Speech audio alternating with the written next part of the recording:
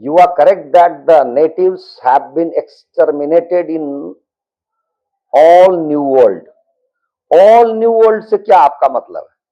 पहली बात तो यह है कि न्यू वर्ल्ड कोई है ही नहीं, वो बहुत वर्ल्ड वर्ल्ड वर्ल्ड है, वो बहुत पुराना क्षेत्र है विश्व का। आप कहां से पढ़ के बता रहे हैं न्यू वर्ल्ड? नहीं है new world. New world Europe है। जहां यूरोप जिसको आप कहते हैं, वहां 10,000 साल पहले तक पूरा पूरा क्षेत्र हिमाच्छादित था। वहां पर बर्फ को पिघलने में कई हजार वर्ष लगे हैं। इसलिए लोग वहां पर देखते हैं आप, वो केवल इटली और ग्रीस में थे, क्योंकि वो भूमध्य सागर के किनारे हुए और वहां कुछ गर्मी थी, तो वहां से लोगों की बसाहट शुरू हुई है और धीरे धीरे स्कैंडिनेविया, जर्मनी, फ्रांस की तरफ बढ़े हैं और वहां बढ़ते बढ़ते कई हजार वर्ष लग गए। तो यूरोप का जो इतिहास है ना, वो मुश्किल से 3-4 हजार साल पुराना इतिहास है। तो न्यू वर्ल्ड यदि कोई है तो यूरोप है।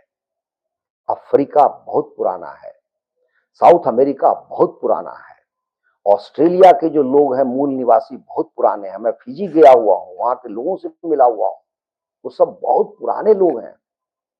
यदि आप ग्लोब देखते हैं, उसमें जो साउथ का हिस्सा देखते हैं, वो गर्म जगह है और वहीं पर सबसे अधिक लोग निवास करते रहे हैं। वही क्षेत्र धन धान्य से भरपूर रहा है। हर ऋतु में वहां भोजन मिल सकता था, लोग चैन से जी सकते थे। बहुत अच्छा घर नहीं है तब भी रात गुजार सकते थे।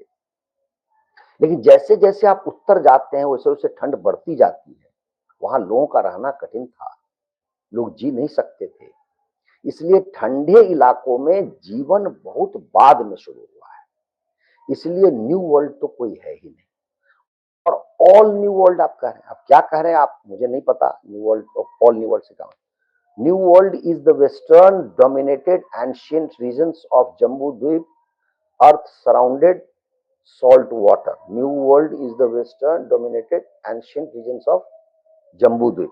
तो ये जो आप बात कर रहे हैं, ये बात मैं कह रहा हूं कि यूरोप वेस्टर्न अगर कह रहा है तो यूरोप का क्षेत्र था जहां पर हिमाच्छादित क्षेत्र था और वहां पर बहुत बाद में लोगों की बसावट हुई थी। अब बसावट में आप एक मिनट, आप केवल सामान्य बुद्धि से सोचिए। यूरोप में कपास नहीं होता था तो वहां वस्त्र भी नहीं था, तो वहां पर केवल भेड़ वेड़ खाल ओल या पेड़ की छाल लेकर के लोग बांधते थे। अच्छा, भोजन में जो भी आप भोजन करते उनमें से कोई पदार्थ वहां नहीं होता था। चावल हो नहीं सकता था क्योंकि चावल गर्म जगह पे होता है। गेहूं को भी थोड़ा गर्म चाहिए, नहीं तो गेहूं भी नहीं उग सकता। अच्छा, आग वहां हो नहीं सकती थी क्योंकि सब जगह बर्फ है, तो भोजन वो बना नहीं सकते थे। तो लंबे समय तक वो पशु का कच्चा मांस खाते रहे। उसी तरह से घर नहीं बना सकते थे। कैसे बनाते? ईंट कहां से बनाते आप बताइए, कैसे लाते हो? तो आप ये समझिए बहुत देर से सब कुछ उनका आरंभ हुआ। और जो ये साउथ का हिस्सा है, चाहे वो जिसको आप जम्बू द्वीप कह रहे वो हो, अफ्रीका हो या लैटिन अमेरिका हो या साउथ अमेरिका हो, ये सब बहुत पुराना हिस्सा है विश्व का और संपन्न क्षेत्र रहा है। इसका जो जीवन स्तर है बहुत ऊंचा है। आप साउथ अमेरिका के इतिहास को पढ़िए, वहां के महल को देखिए, वहां के मंदिरों को देखिए। सबसे बड़ी बात यह है कि उसके जो मंदिर है वो हमारे मंदिर जैसे, आपको सांप की मूर्ति मिलेगी उनके मंदिरों, जैसे हमारे मंदिर है। सूर्य की तरफ जैसे हमारे यहाँ पद्मनाभ स्वामी में है, वैसे मंदिर है वहां। क्योंकि जब ईसाइयत धरती पर नहीं आई थी, इस्लाम नहीं आया था, तब तक सारे संसार में एक ही धर्म था, सनातन। वो कहीं प्रकृति पूजक थे और कहीं हमारे जैसे थे। हम भी प्रकृति प्रकृति पूजक हैं। सूर्य को, चंद्र को, वायु को, जल को, भूमि को, आकाश को, सबको देवता मानते हैं। वो वैसे ही मानते। मैं अमेरिका गया था तो अद्भुत साम्य है।